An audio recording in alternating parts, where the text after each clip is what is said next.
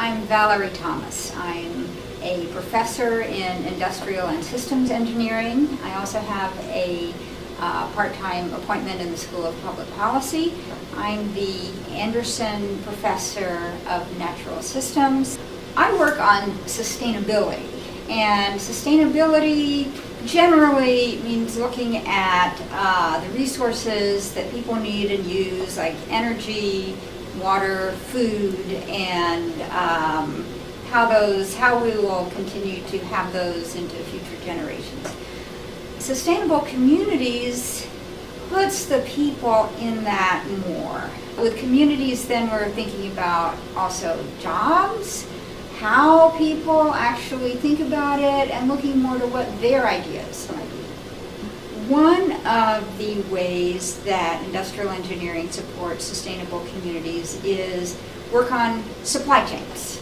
And that involves not just simply jobs and economic development and so on, but also it involves kind of a concept of license to operate, meaning how are the facilities and activities that might go on in many different communities, how do people in those communities feel about it, and how can we have industry set up in a way that people are pretty much happy about or accepting, and really so that how we're working in a sort of large industrial society also works for people where they live. One thing I do in my classes is show how the things they already know, like looking at different kinds of options, they can apply that not just to costs and economics and sort of regular management of supply chains and so on, but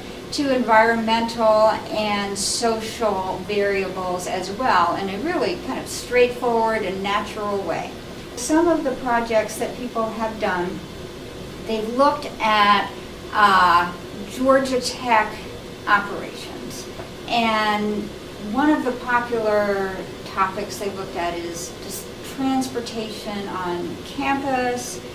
What are the options? How could Georgia Tech do better? Also at questions of how are people using the different systems, and talking with people to understand how they're using them. One challenge I have faced in addressing sustainable communities is that naturally we're working on systems in industrial and systems engineering. We're already working on very complicated projects, often not so much focused on communities.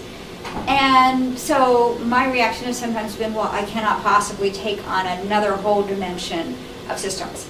And what I've found is that it's okay. You can take it on, and in fact, it can open up a new way of setting up your analysis by thinking, not assuming what people want, by finding out from people. They might set up a problem in a different way, and it can possibly have great application. It could even lead to new frameworks and theories. So go ahead.